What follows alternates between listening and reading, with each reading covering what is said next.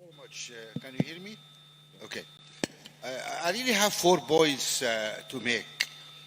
And the first one really is there is a silver bullet to solve this problem. And we are just like dodging all that to talk about, oh, how we can get more money for climate finance. Just tax carbon. Use the market. You guys in the rich countries taught us about, you invented capitalism, invented market. Why aren't you applying market forces to carbon? Why? And that is the question, because the problem now is that people make promises. Oh, you know, those poor guys in Africa and somewhere else, they have a problem there. Okay, well, we are kind people, you know. We're going to offer them some money. How about $100 billion for climate fight? But then, actually, things are tight. Sorry, we cannot make it this year. Well, in those guys' mind, it's charity. It's charity. And that's a mistake. It should not be charity. This should be an international clear agreement. You break it, you own it. That is the honest answer. Without changing the market dynamic, will not change. Now, every American, man, woman, child, emits 17 tons every year. Every European, 6.5 to 7 tons a year. China, same. Now, the question here, excuse me, who gave you the right to use all this amount of carbon? We are 8 billion people in this planet. Science tells us we cannot emit more than 24 billion tons a year. That's 3 tons per head. 3 tons per head. Who gave the Americans the right to do 17? Who gave the Europeans the right to do 7? Why? You pay for it. If you pay for it, then you change. Then you cannot change behavior unless you pay for it. The only problem is that we have very few statesmen. We have many politicians, very few statesmen. President Juncker, who is the president of the European Union a few years ago, said something very beautiful, actually. He said, you know what? All of us politicians, we know what to do. But we don't know how to get elected if we do it. And that is a problem. That is a problem. We have a lot of politicians who want to be elected, but nothing will happen then. So nothing happens. So we must fight for carbon tax. I love what the Deputy Prime Minister said about that. And the first time I hear a senior European politician say that. Look, soon there's going to be a seat available for the Prime Minister in your country. I hope you get it. Anyway, because that's honorable of you to say that. Those guys are in denial. Who puts all this carbon up there? Who put it up? Own it. You need to own what you break something, you do it. That's the first point. Without carbon tax, everything else is charity.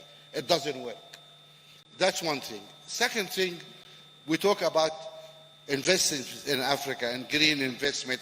We have been talking about investment in Africa for ages, but nobody invests in Africa. Trickle. Simple reason, it is impossible to invest in Africa.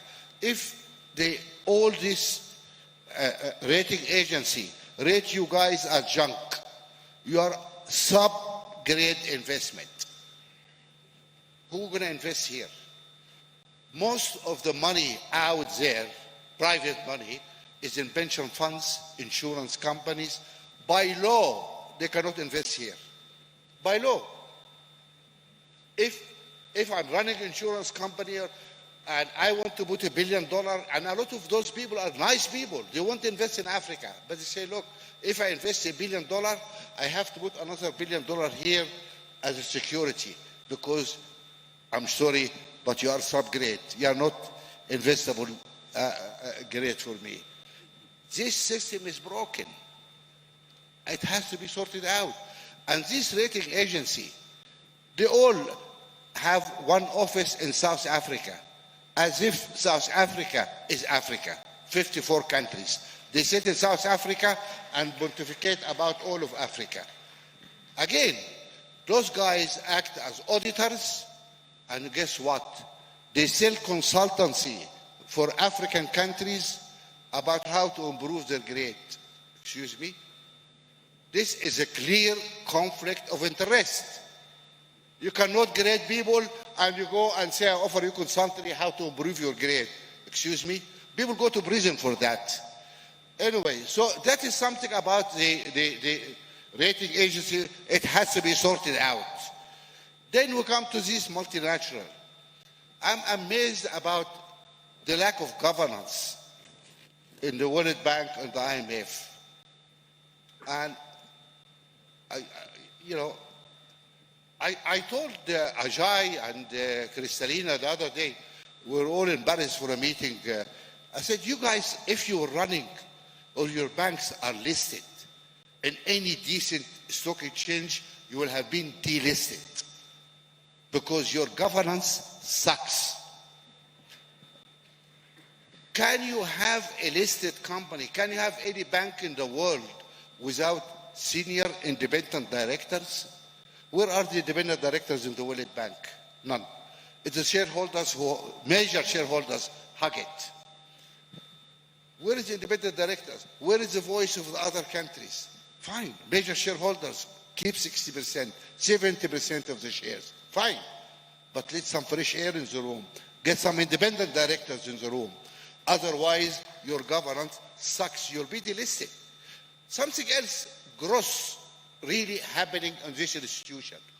Do you know that these are the only banks in the world where the board sits in the headquarters? They sit in the headquarters with their staff. And I asked Ajay, how you run your business? You are the president of this institution, and you have this board and their staff living on top of you, running around, telling the staff what to do, lobbying for their countries, whatever interest. No, don't give loan to this guy. Hey, you must give that. What is this? This is breach of basics of good governance. Do you know how much it costs the World Bank to keep those guys in residence? Every year, it is over $100 million. Do you know that? $100 million to house the board and their staff every year. Excuse me? What is the job of the World Bank? To eradicate poverty? To $100 million every year would have educated 1 million kids in Egypt every year. Why those guys sit there spending $100 million? This is the issue of governance. It has to be addressed. I'll stop here.